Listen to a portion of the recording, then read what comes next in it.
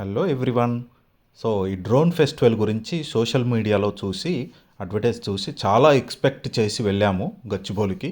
చాలా అడ్వాన్స్గా వెళ్ళాలి ట్రాఫిక్ అని చెప్పి మేము 2:33 కల్లా వెళ్ళాము. కానీ వెళ్ళాక నిజంగా అక్కడ చూస్తే ఎంత డిసప్పాయింట్ అయ్యామంటే, డ్రోన్ ఫెస్టివల్ అని చెప్పి పేరు గొప్పగా ఉంది కానీ జస్ట్ ఒక 2-3 డ్రోన్స్తోని వాళ్ళు చేసిన తమాషా చూస్తే నిజంగా అర్థమే కాలేదు అసలు ఎందుకు పెట్టారని. అక్కడికి వచ్చిన పీపుల్ అందరూ కూడా ఇదే మాట, అందరూ డిసప్పాయింటెడ్. అసలు చాలా హెవీ క్రౌడ్ను పిలిపించి ఈ రకంగా ఇంత డిసప్పాయింటింగ్గా ఉంటుంది షో అనేది కూడా మేము ఎవరు అనుకోరు. అస్సలు బాగాలేదు. వాళ్ళ అరేంజ్మెంట్స్ చూస్తే చాలా ఎక్స్పెక్ట్ చేశాము, ఏదో అద్భుతం ఉంటుందని. 8 వరకు అలాగే కూర్చున్నాము, కానీ నో యూస్. చిన్న చిన్న డ్రోన్స్తోని జస్ట్ అప్పుడప్పుడు ఒక్కొక్కటి అట్లా గాల్లోకి లేవడం. నిజంగా ఇంత పెద్ద షో, ఇంతమంది పీపుల్ని, ఇంత క్రౌడ్ని పిలిచి ఇలా డిసప్పాయింటింగ్ షో అనేది ఎవరూ ఎక్స్పెక్ట్ చేయరు.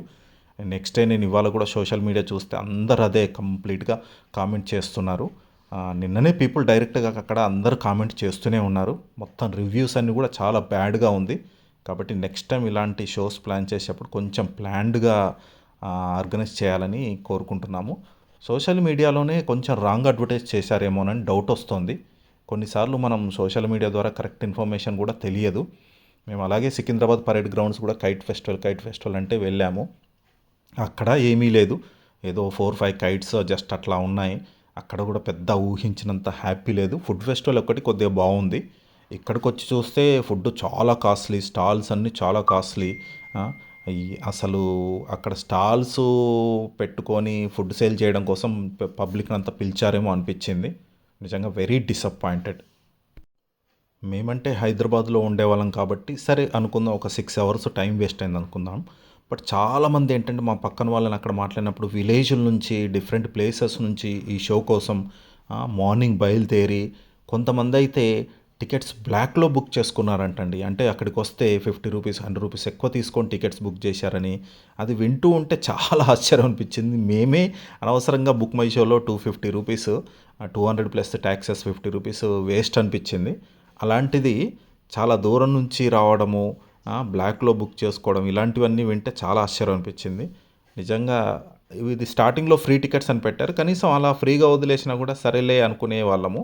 బట్ పబ్లిక్ని ఇంత రేంజ్లో గ్యాదర్ చేసి ఇలాంటి డిసప్పాయింట్మెంట్ షో చేయడం అనేది చాలా వేస్ట్ అనిపించింది.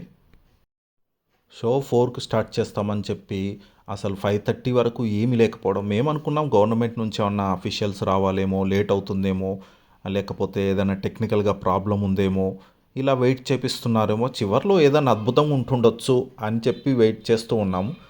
డ్రోన్స్ కాంపిటీషన్ అన్నారు. అక్కడ చూస్తే కాంపిటీషన్ కూడా ఏమనిపించలేదు. ఏదో 2-3 డ్రోన్స్ రిపీటెడ్లీ తిప్పి ఆ డ్రోన్స్ వేయడం తప్పించి ఏమీ లేదు అసలు. కంప్లీట్గా షో అనేది utter flop.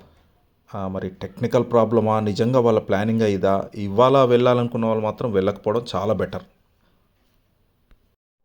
Hot air balloon show అని జరుగుతోంది. బహుశా అది బెటర్ ఏమో, కొంచెం ఏమో చూడాలి, అది కూడా తెలీదు.